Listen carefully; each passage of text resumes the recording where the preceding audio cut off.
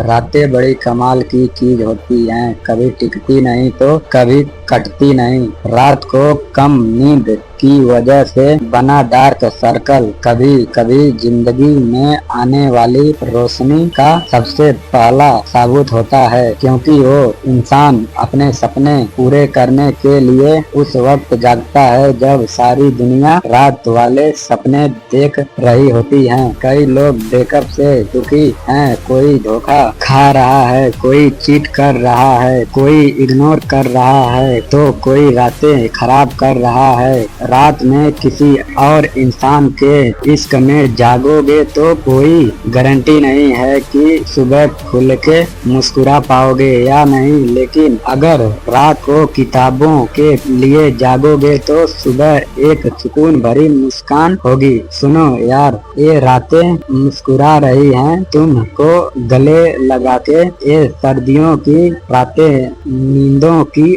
छुट्टी मांग रही हैं। थोड़ा गौर से देखोगे तो पाओगे कि जिंदगी मन ही मन मुस्कुरा कर कुछ दिन बाद मिलने वाली सफलता का नेग नींद के रूप में एडवांस में मांग रही है। पता है इंसान खुद के सबसे करीब कब होता है? जब उसे अपने आस पास कोई नहीं मिलता, चारों तरफ सन्नाटा होता है, जब वो खुद होता है और बस उसके वो सपने होते हैं जो उसको हर रात जगाए रखते हैं। जब कोई बंदा या बंदी किसी एग्जाम में टॉप करते हैं तब हमें लगता है कि उसको सफलता ऐसे ही मिल गई है, लेकिन ये कोई नहीं जानता कि उस बंदे की या उस बंदी की इस 2 डिजिट की रैंक के पीछे ना जाने कितनी रातों की कुर्बानी और मेहनत छुपी हुई है। कोई नहीं जानता कि इस टॉपर स्टूडेंट ने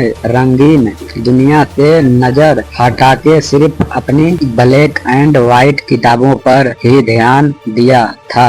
ब्लैक एंड व्हाइट किताबों को देखने में जितनी रंगीन और बोरिंग होती है, वो उनसे प्यार करने वाले और पढ़ने वाले के जिंदगी में उतना ही ज्यादा रंग भरती है। ठीक उसी प्रकार से ये रातें भी सिर्फ काली देखने में होती हैं, क्योंकि वो इसलिए काली होती हैं क्योंकि वो अपनी चमक रातों में मेहनत करने वाले की जिंदगी के लिए बचा के रखती हैं। ये जनवरी फरवरी का मौसम अलग ही होता है। कोई ख्वाब पूरे करने के लिए जागता है तो कोई बर्बाद होने के लिए सोता है। अपने मन के घोड़ों को इधर उधर से हटा के सिर्फ उस पे फोकस करो जो तेरी असली पहचान इस दुनिया के सामने लाएगा। एक बिना पढ़े लिखे और एक पढ़े लिखे